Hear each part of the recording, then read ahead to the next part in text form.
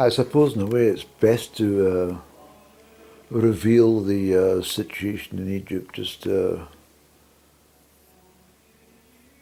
some clarity.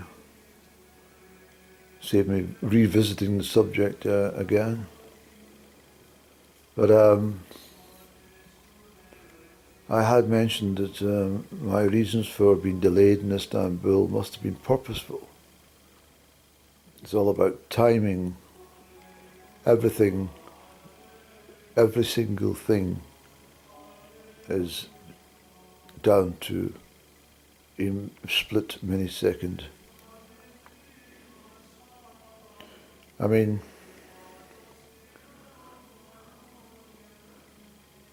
not every child is born exactly on 9 months. Not every animal will bear children in the same set period, and not every lamb, for example, will be born exactly at the time of the shepherd expects. It is all timing. It's all timing with everything.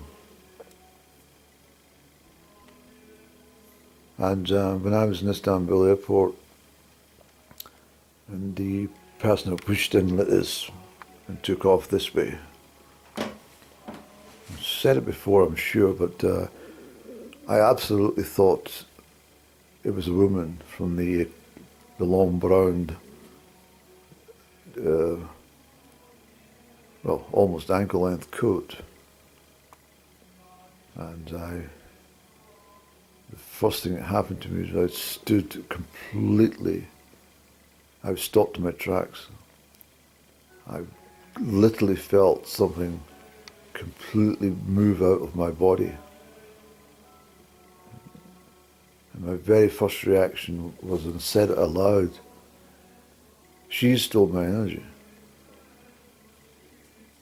And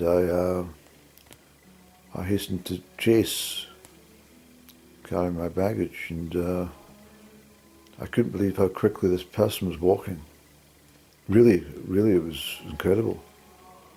Really incredible how quickly they were making. Even more so when I discovered that the person was stopped, or was stopped to chat to somebody at the end of the long horizontal conveyor belt, a moving conveyor belt, which was quicker to walk off the conveyor belt.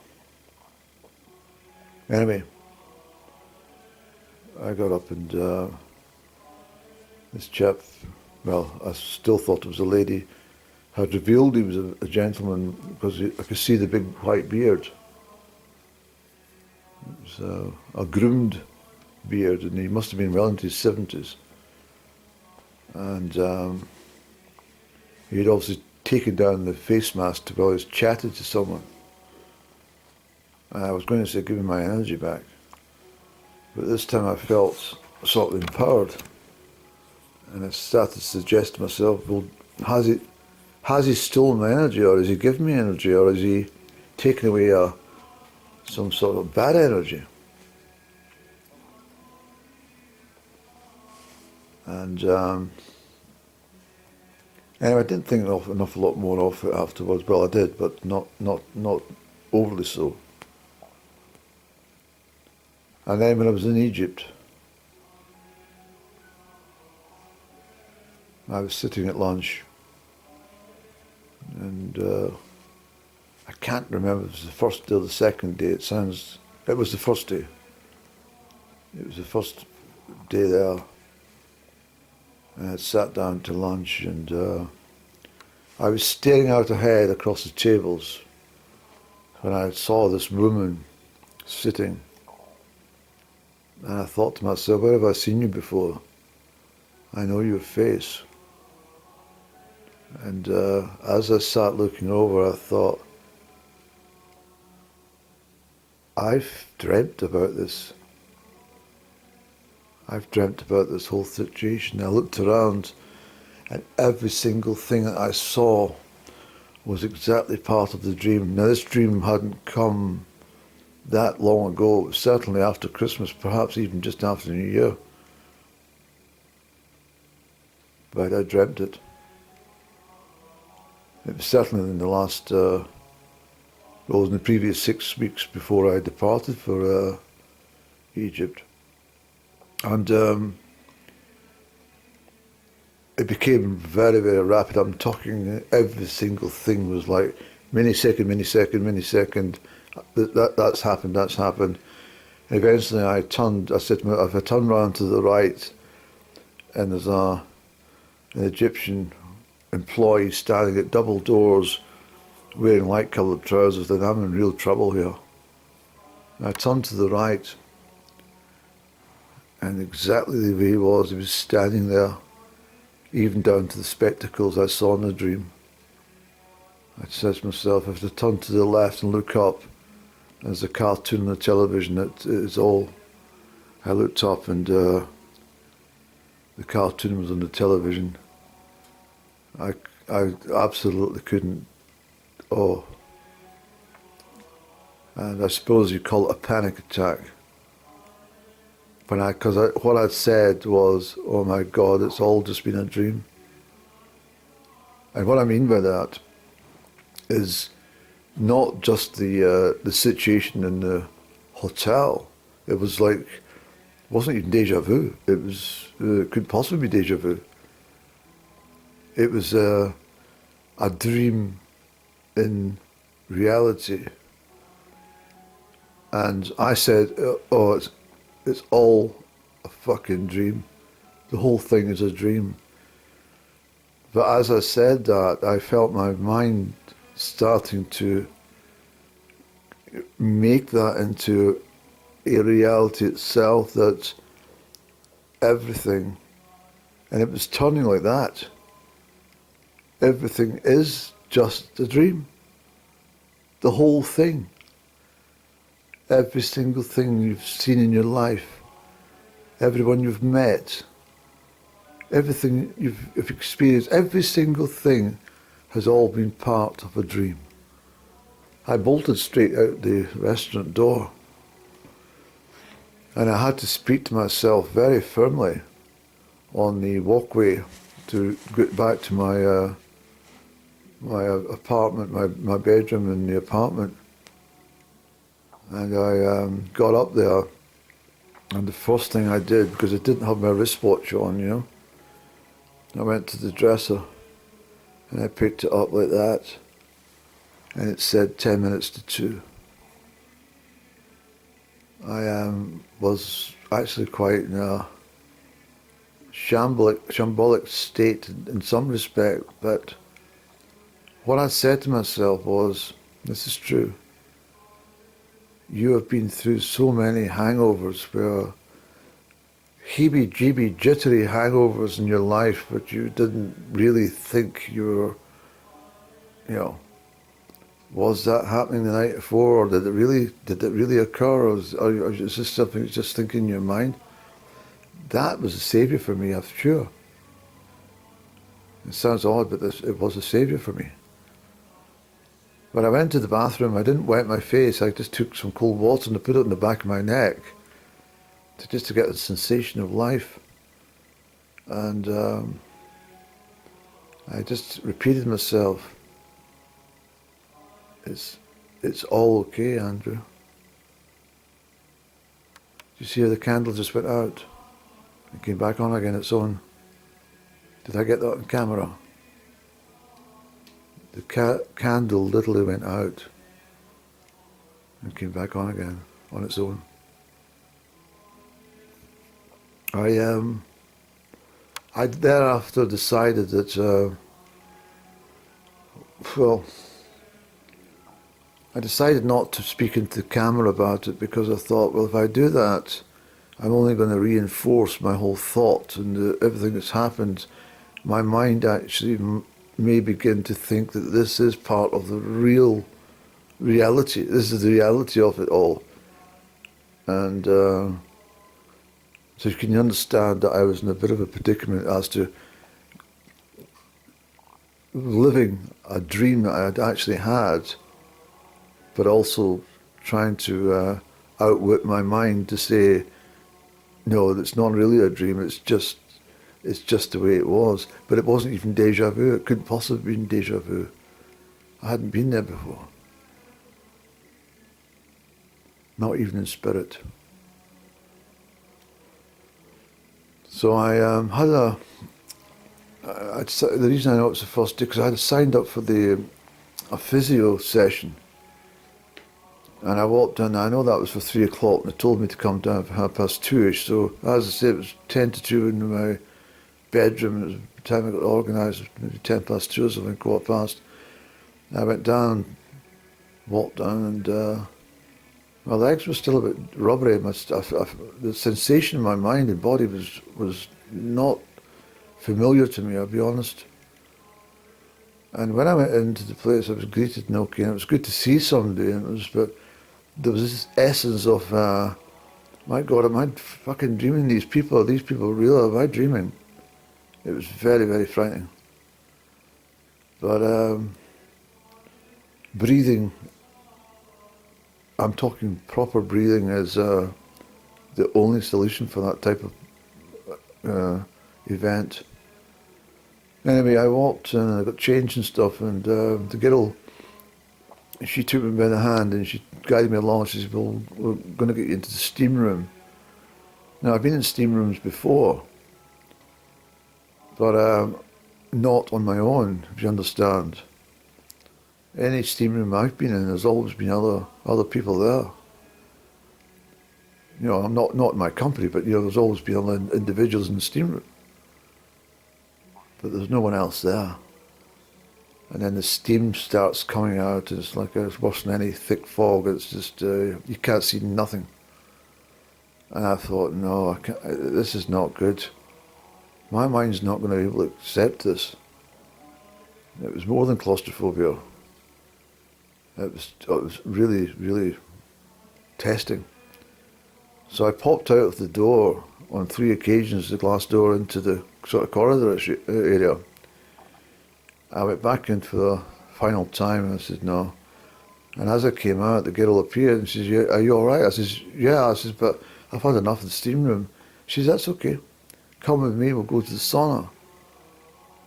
So again, she took me by the hand. It must be a customary thing in Egypt to take your hand. But anyway, she took my hand and she took me to the sauna, and it was all right, because it was fairly brightly lit in the sauna. And then she left me there myself, and then she came back for me to go and do some body work on me. And that saved my whole day.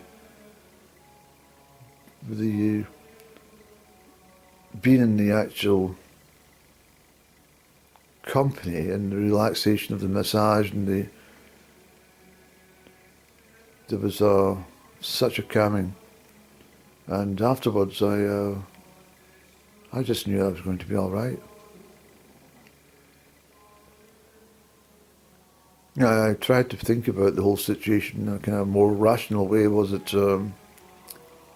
this event all just down to some time slip in my mind? Remember, I hadn't had much sleep over the previous 48 hours, and lots of stresses and problems with the travel and stuff. And I thought maybe this is just a catch-up in the mind. The mind is very strange thing. But that aside, it was the fact that I was able to look forward and right and left and see everything that I'd previously seen in the dream. There was no explanation for that at all. So I perhaps think that this is just a small explanation for me, perhaps, that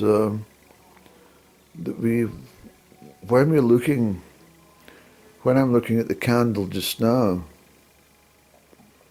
when I decide that I'm going to look at the candle, so I'm making that comment to the camera and pointing to the camera, before I do that, something in the brain has already set a an energy to do it for me before I even move my head or hand. Do you understand? So if I said to you, I'm going to look to the left, my mind has already looked to the left. So before I turn my head to look left, I already know what's there. Are you with me?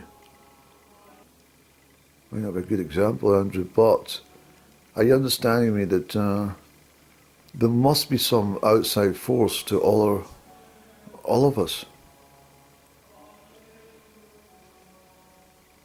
It's the same thing that warns of us of danger. People to trust,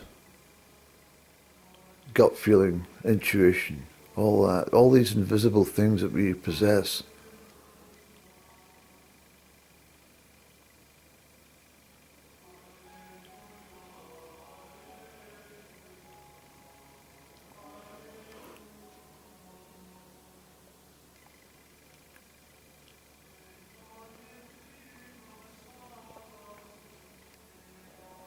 How did we know to operate a mobile phone?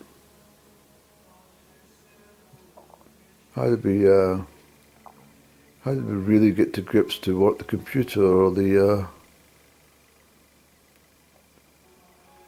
were painting a picture, writing, thinking poetry,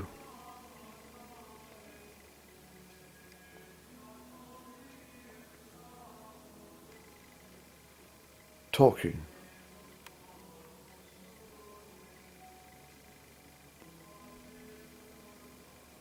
Where are we actually getting these words come out? How are these words managing to get from our brain to our mouth and be heard by the person opposite, all within a split second? How is that happening?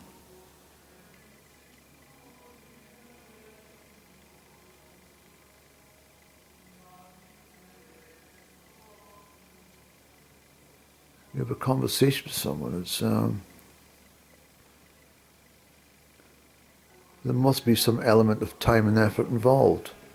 Yet it just seems so simple.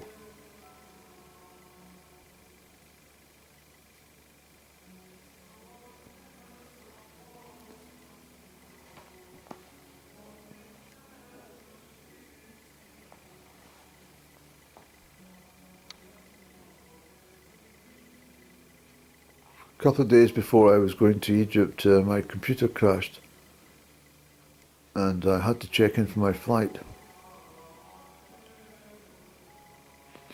And the stress levels were massive. And I was like thinking, how am I going to get this sorted? Everything I've done knowledge-wise to get this computer to start it's not working. So I'll tell you what I did.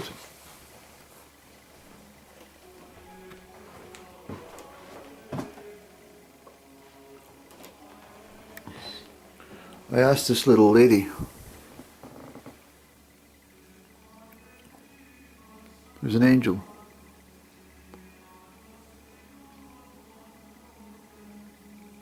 I said to please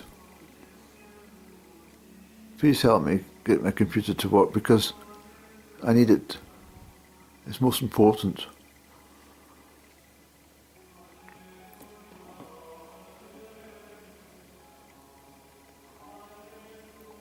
Didn't you? I pushed the button and it came back on. Everything was fine. I literally pushed the button on the computer and it all came back to normal.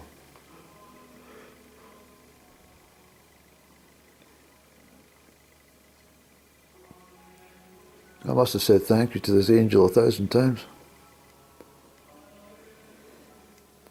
I got her in Malta many years ago. She was sitting looking at me.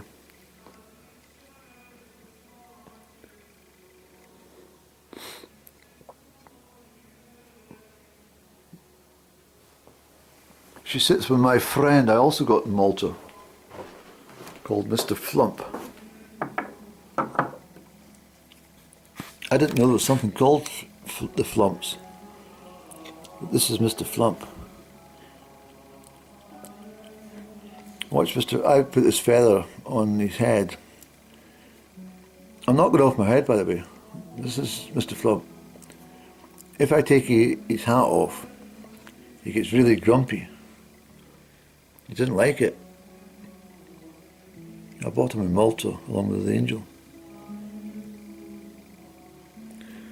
But watch what happens when I look how sad he is, and then watch if I put on his hat.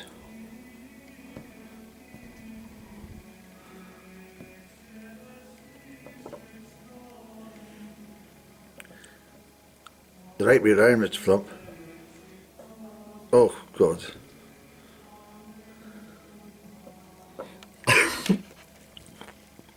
See how happy he gets again.